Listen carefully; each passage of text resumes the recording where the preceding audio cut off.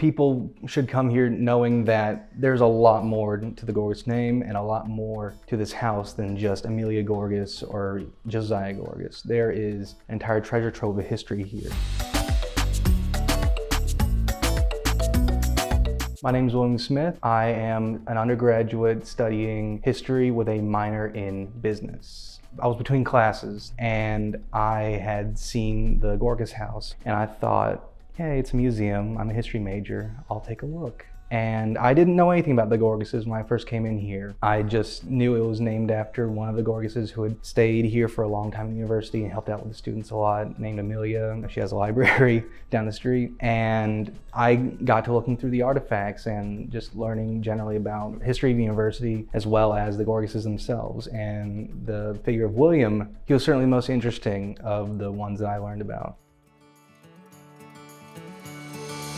I'd never taken a class that focused on the Panama Canal or Gorgas himself. So the first thing I did was I headed over to the library and checked out several books dedicated to the subject. Most of these are secondary, even tertiary sources. A lot of primary sources are either not present at the library itself or they are just autobiographies that ended up being quoted by these secondary sources. And one of the most prominent of the books that I used was Ian Cameron's Impossible Dream, The Building of the Canal Zone. It was a very interesting book that provided a lot of anecdotes and just general figures that were very useful when I made this exhibit. It all comes to communication with the person that you're making the exhibit with, getting it all compiled, getting it all in a proper document, formatted. It's almost like writing a story, but you're not coming up with the ideas, you're coming up with how to present the ideas. I spent a long time going through the list of artifacts within the collections and just picking out ones that I thought resonated with me and would make for a good visual representation of the journey through the construction of the canal and its importance for the American people and for the people of the world.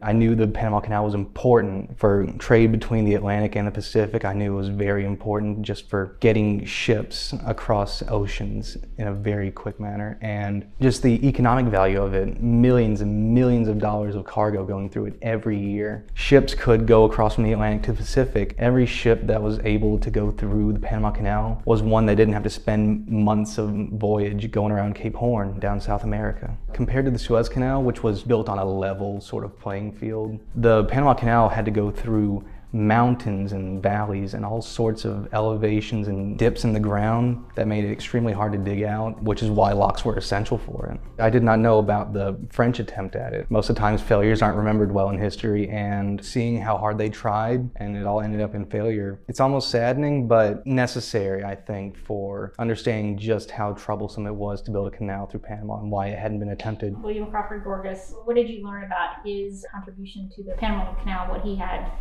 to do with it? I learned his contribution was immense. I would even wager that the canal wouldn't have been finished without someone like him in the position of sanitary officer. While not the perfect man for the job, there were a lot of mistakes that were made that could have been averted. He was a product of his time and generally just did what he thought was best. And in the end, it did save thousands of lives. I used his biography written by his wife, as well as sources taken from the canal project itself. I learned a lot about his personal life, especially his younger years before he went to Panama Canal. He was a very caring man in his own way towards his patients. I wouldn't say he was a perfect man, but he was a good man, especially for his time. And I think that's probably the most interesting part about him and his work. A lot of history majors, we don't get a lot of jobs that are specifically in our field unless we become a teacher or a writer. And working with something practical like this is a great experience for anyone in this discipline. History is the foundation of any culture, any civilization. People who don't study their history end up falling for the same mistakes, falling for the same cycles. And I think it's important that all of us learn at least a little bit of history. And I think it's important for teaching people the value of just basic things like reading, research, and understanding where we come from.